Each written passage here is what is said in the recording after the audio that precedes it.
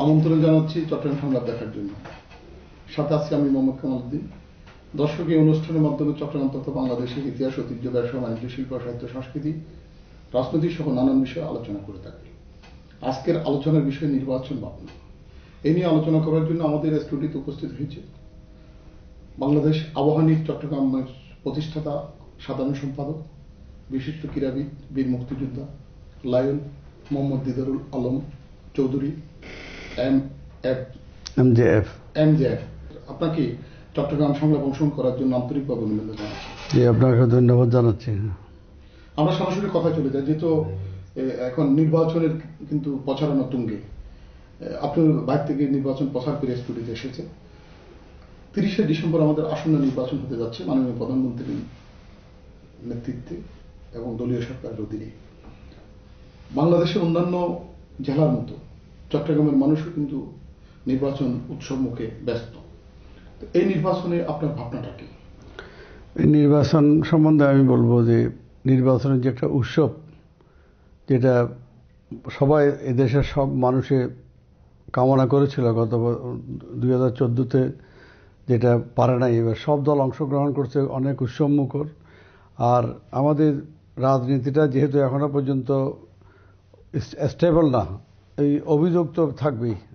তবে আমার মনে হয় নির্বাচন কমিশন সব অভিযোগগুলি যাচাই বাছাই করে সঠিকভাবে যাতে সব দল সুন্দরভাবে নির্বাচনে অংশগ্রহণ করে এবং দেশের আপামর জনগণ যাতে সুন্দরভাবে লাইনে দাঁড়িয়ে ভোট দিতে পারে সেই ব্যবস্থা অবশ্যই করবে।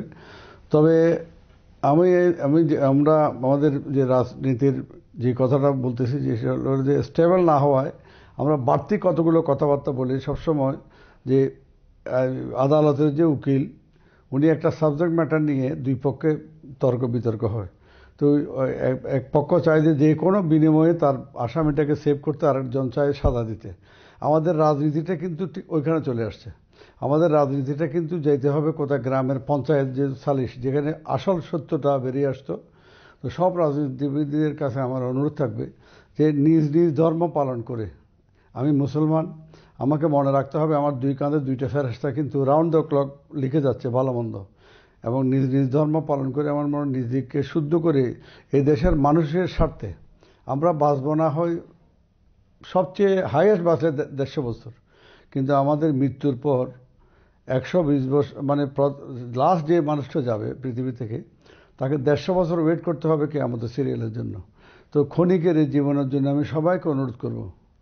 আমি জোর দিয়ে বলতে পারি এই জন্য, যেহেতু আমি ওইভাবে লাইফটা মেনটেন করে আসছি, আমি কোনো লোভ লালসা করি নাই। স্বাধীনতার ঘোষণাপত্রের বাহক আমি, মুক্তিযুদ্ধ করেছি, বঙ্গবন্ধুর দ্বিতীয় মুক্তিযুদ্ধ যেটা, সেটাতে আমি প্রথম কাতারে সৈনিক ছিলাম। গর্ব করে আমি আজকে চ্যালেঞ্জ করে সবাইকে জন্য আমি কথাটা বলতে পারি। আর আমি আজকে এই জন্য বেশি বলবো, এই জন্য বঙ্গবন্ধু দ্বিতীয় যে যুদ্ধটা করে সারে যেতে পারেন নাই, ওনার মেয়ে অনেক ঘাত প্রতিঘাত সহ্য করে আজকে 10টি বছরে এই দেশটাকে সেই বঙ্গবন্ধুর স্বপ্নটা যে বাস্তবায়নের দিকে আজকে এগিয়ে যাচ্ছে।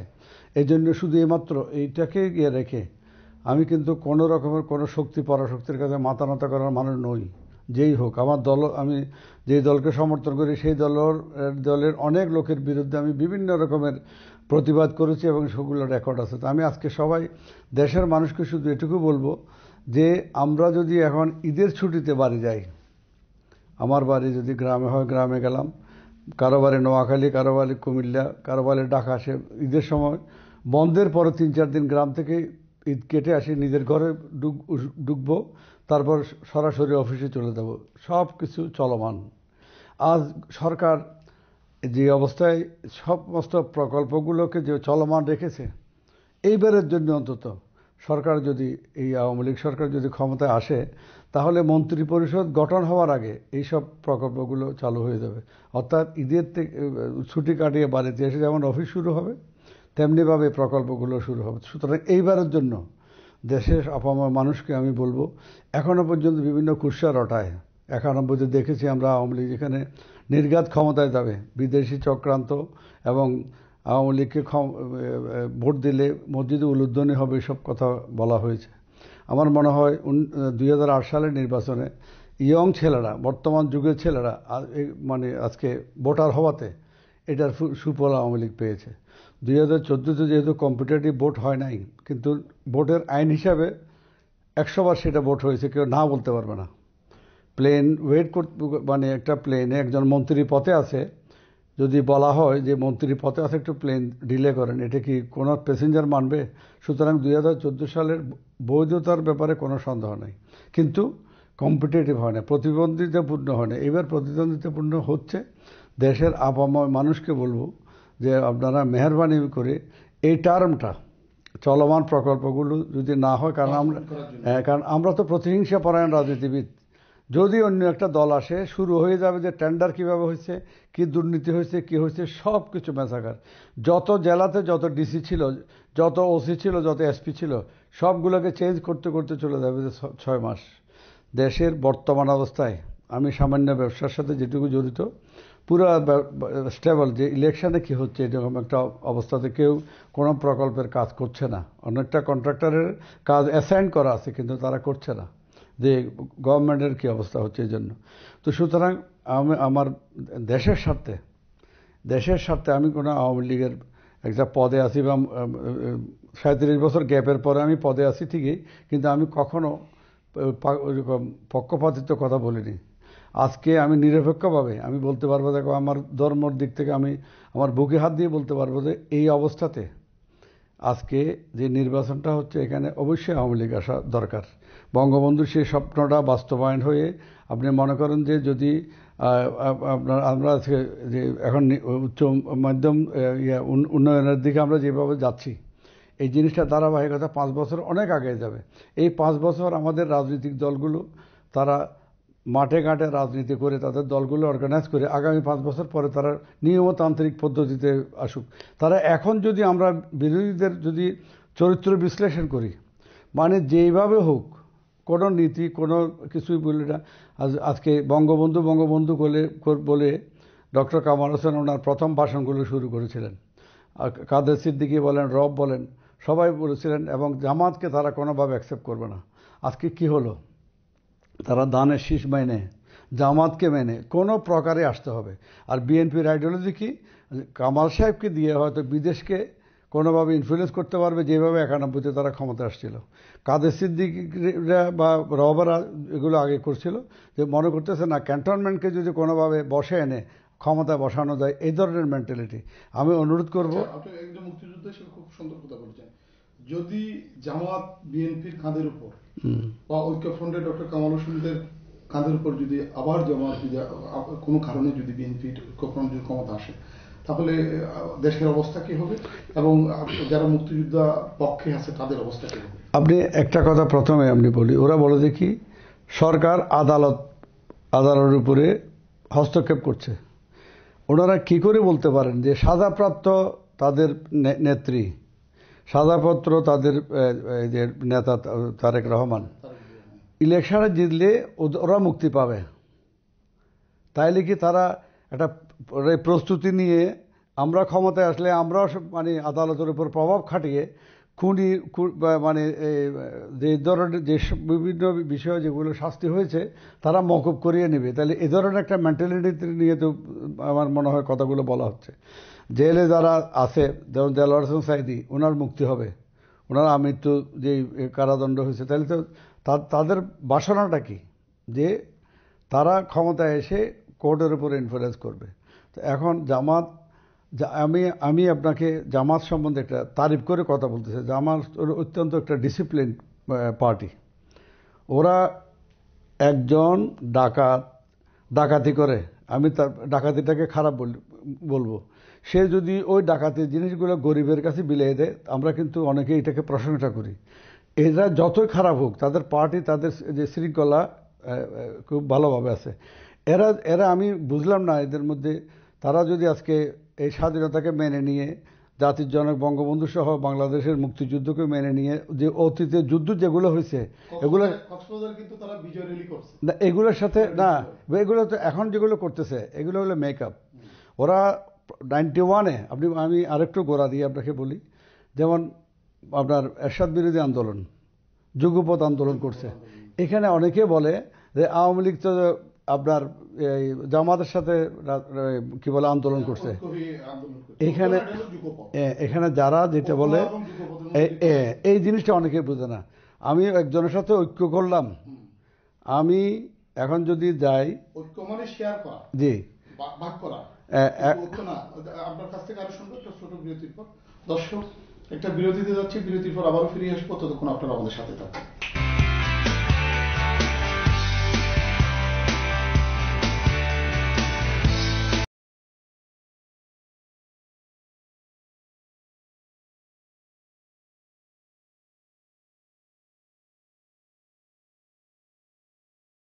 বিরতির পর ফিরে আসলাম, সাথে থাকার জন্য ধন্যবাদ। আমি দিদার ভাইয়ের কাছে চলে যাচ্ছি।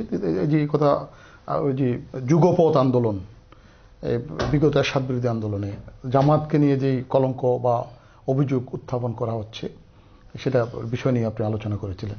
জি, আমি যেটা বলতেছিলাম, বিএনপি একটা জোটবদ্ধ আন্দোলন করেছিল, আর আওয়ামী লীগও একটা জোটবদ্ধ আন্দোলন ছিল, আর ওই একই আন্দোলনে একই লাইন আপে জামাতও ছিল, আলাদা আলাদা একটা সত্তা নিয়ে।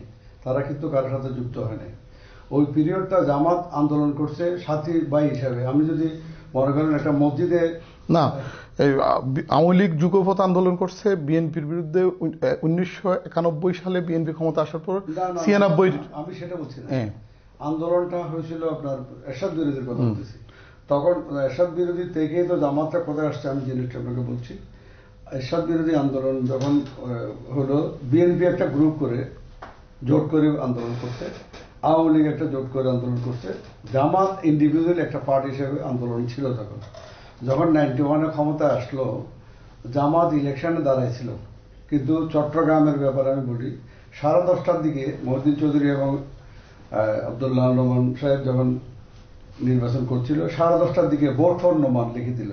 অর্থাৎ ওদের মধ্যে তখন মানে আন্ডারস্ট্যান্ডিং হয়ে গেল কি, যে 75-এর পরে রাজনীতি করার পরে আওয়ামী লীগ মানে কে, শেখ হাসিনা মানে হইলে আওলাদে রসুল। ওনার বংশ পরিচয় যদি চান, উনি মুসা কাদেম রাদিয়াল্লাহু তাআলা আনহুর বংশ থেকে আসছেন। উনি কি করছেন আরো আপনাকে বলি, আপনাদের মনে আছে, এটাকে নিয়ে অনেকে অনেক কথা বলছে, আমি আজকে আপনার মাধ্যমে জবাবটা দিব।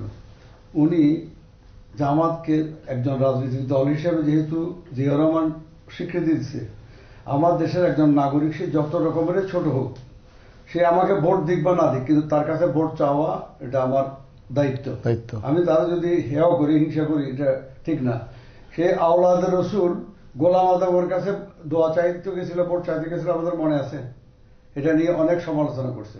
এটা হলো আমার হুজুর পাক সাল্লাল্লাহু আলাইহি ওয়াসাল্লামের নির্দেশনা, হাদিসের নির্দেশনা। এটা কি, যে বুড়ি ওনার পথে কাঁটা দিত, কাঁটা দেওয়ার সময় যখন মানে একদিন যখন কাঁটা দেখে নাই, কি ব্যাপার কাঁটা নাই কেন, সেই বুড়িকে হুজুর পাক সাল্লাল্লাহু আলাইহি ওয়াসাল্লাম উল্টা খোঁজ করতে গেছেন। আমার দেখা গেছে বুড়ি অসুস্থ।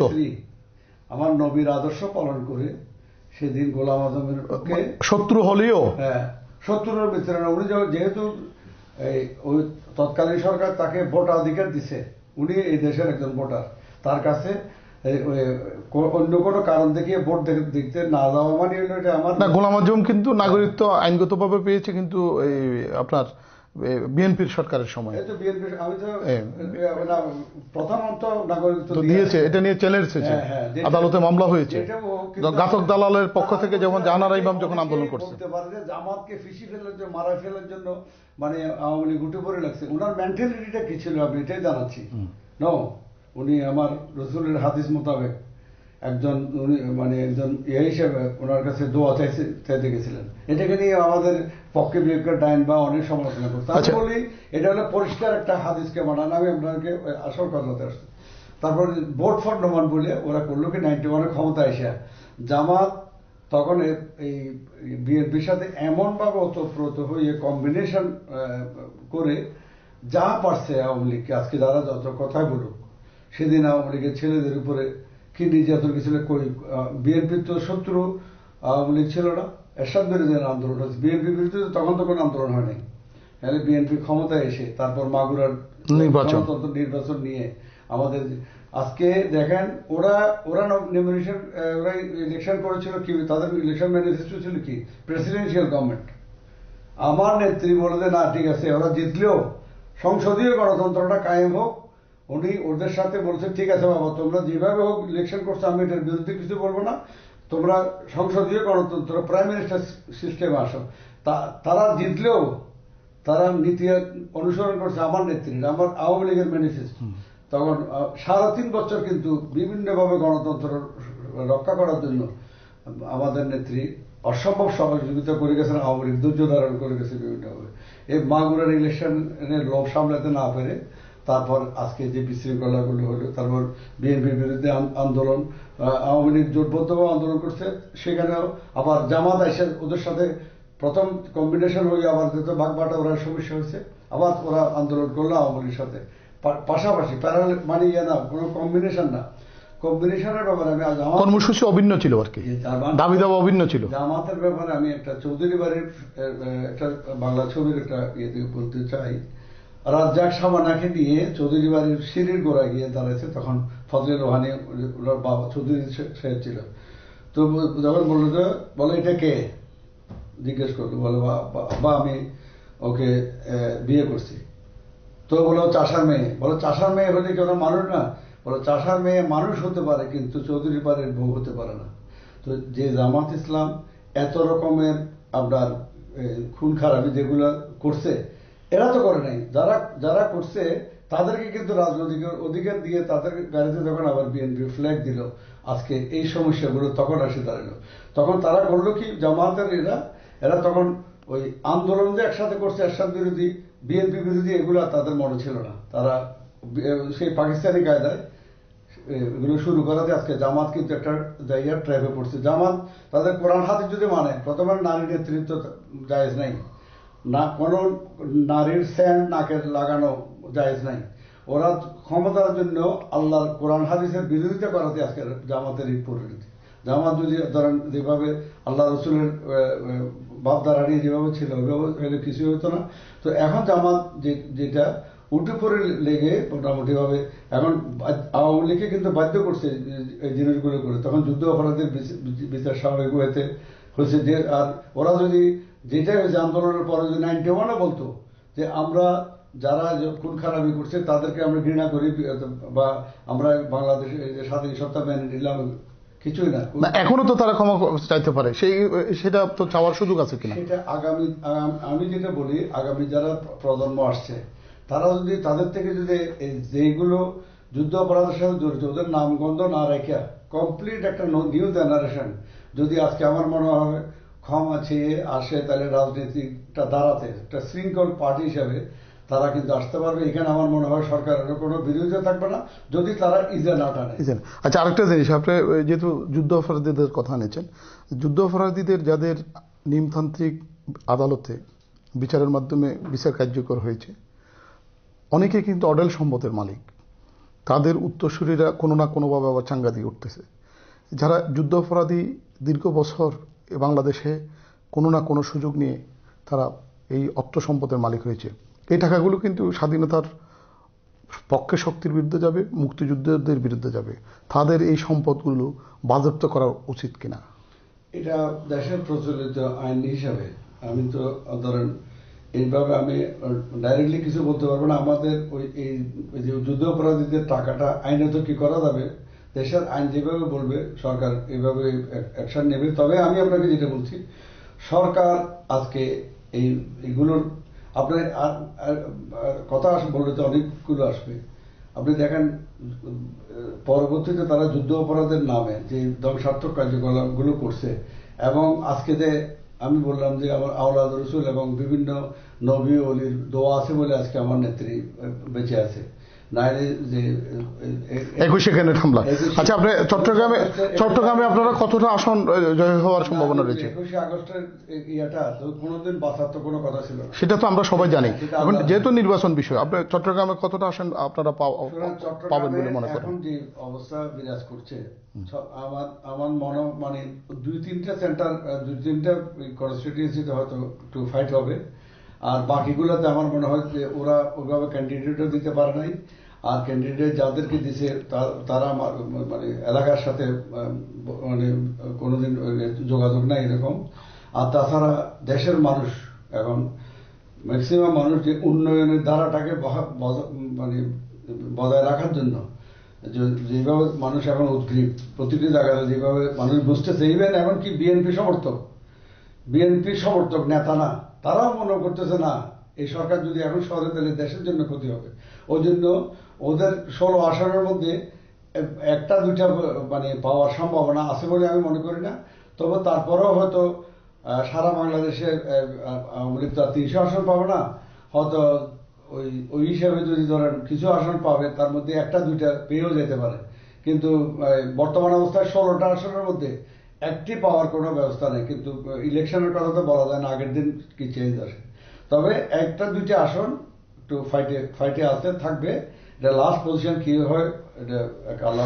আমাদের একেবারে অনুষ্ঠান শেষ পর্যায়ে আপনি যেহেতু আজকের এই অনুষ্ঠানে এসেছেন, যে আগামী নির্বাচনকে সামনে রেখে অল্প কথার মধ্যে যদি আমাদের বাংলা টিভির মাধ্যমে চট্টগ্রামবাসীকে কিছু বলার থাকলে বলুন। চট্টগ্রামবাসীকে আমি যে কথাটা প্রথমে বলেছিলাম, আমাদের ভাবতে হবে যে বর্তমান অবস্থায় আমি যেটা বলছি যে 3-4 দিনের গ্যাপ দিয়ে, 30 তারিখের পরে 3-4 দিনের গ্যাপ দিয়ে আমাদের সবকিছু আবার শুরু হবে যদি আওয়ামী লীগ ক্ষমতায় আসে।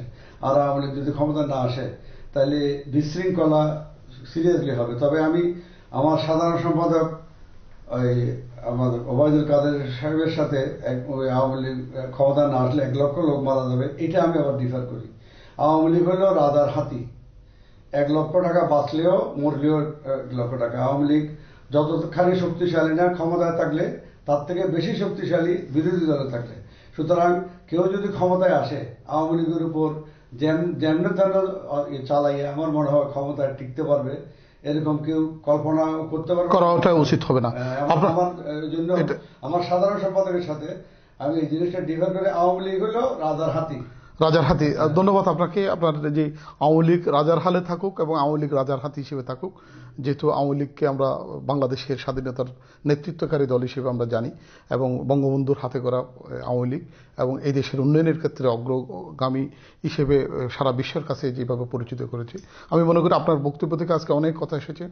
আরও কথা আপনার শোনার থাকলেও আজকে সময় স্বল্পতার কারণে এখানে শেষ করছি।